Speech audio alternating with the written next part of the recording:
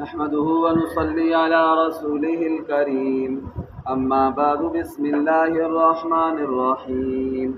وعن جبلة بن حارثة قال قدمت على رسول الله صلى الله عليه وسلم فقلت يا رسول الله ابعث معي أخي زيدا قال هذا فإن انطلق معك لم أمنعه قال زيد يا رسول الله والله لا أختار عليك أحدا قال فرأيت رأي أخي أفضل من رأيي۔ میرے معزز سامعین و ناظرین اکرام، آج کے اس درس حدیث میں جو میں نے حدیث پاک ابھی آپ کے سامنے پڑھی ہے، یہ حدیث پاک حضرت زید بن حارثہ کے بڑے بھائی جبلہ بن حارثہ سے روایت ہے۔ یہ حضرت زید بن حارثہ کے بڑے بھائی تھے۔ یہ فرماتے ہیں کہ میں نے ایک دفعہ پیارے نبی حضرت محمد مصطفیٰ صلی اللہ علیہ وآلہ وسلم کے پاس آیا تو میں نے حضور صلی اللہ علیہ وسلم سے فرمایا کہ ابعث معی اخی زیدا، کہ میرے ساتھ میرے اس چھوٹے بھائی زید کو بھیج دے، میں اس کو گھر لے جاؤں۔ جیسا کہ آپ کو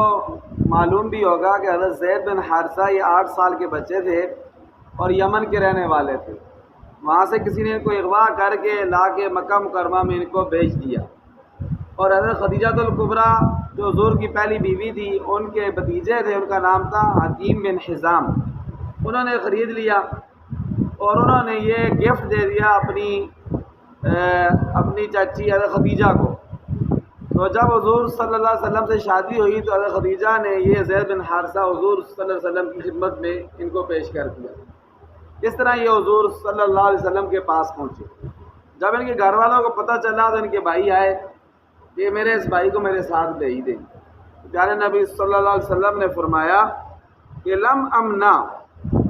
کہ ہم اس زید بن حارثہ کو نہیں روکیں گے، لم امنا ہوں، میں اس کو نہیں روکتا ہوں کہ اگر آپ کے ساتھ جانا چاہتے تو اس کے ساتھ لے جاؤ۔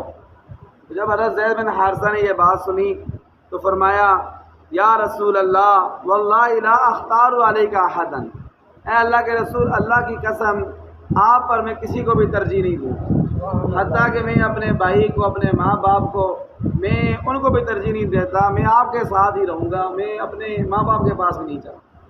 ایسی اللہ کے پاک نبی صلی اللہ علیہ وسلم سے محبت تھی، اور یہ محبت کیوں تھی کہ اللہ کے پاک نبی صلی اللہ علیہ وسلم نے ایسی ان کی تربیت کی تھی، ایسے اخلاق کے ساتھ اور ایسی نرم دلی کے ساتھ، ایسے محبت کے ساتھ ان کو پالا تھا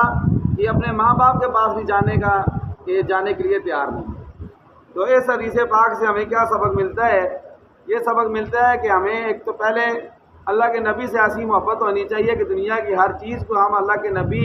کی عزت اور ناموس کی خاطر قربان کرنے والے بن جائیں۔ ہر چیز سے زیادہ اپنی جان، مال، ہر چیز سے زیادہ محبت اپنے نبی سے ہو۔ دوسرا ہمیں سبق یہ ملتا ہے کہ ہمارے اخلاق بھی ایسے ہونے چاہیے جیسے ہمارے پیارے نبی صلی اللہ علیہ وسلم کے اخلاق، وہ ہمارے لیے نمونہ اور آئیڈیل ہیں کہ جو بھی ہمارے پاس رہنے والا ہو، ٹھیک ہے جی، اور اس طرح ہمارے جو متعلق لوگ ہیں، ہمارے بچے ہیں، ہماری بچیاں ہیں، ہماری بیوی ہے، باقی ہمارے عزیز و اقارب رشتہ دار ہیں، ان کے ساتھ ہم ایسے اخلاق کے ساتھ پیش آئیں کہ تاکہ پوری زندگی ہمیں وہ چھوڑے نہ ہماری بد اخلاقی کی وجہ سے۔ اللہ تعالیٰ عمل کی توفیق عطا فرمائے۔ وآخر دعوانا الحمد للہ رب العالمین۔ ربنا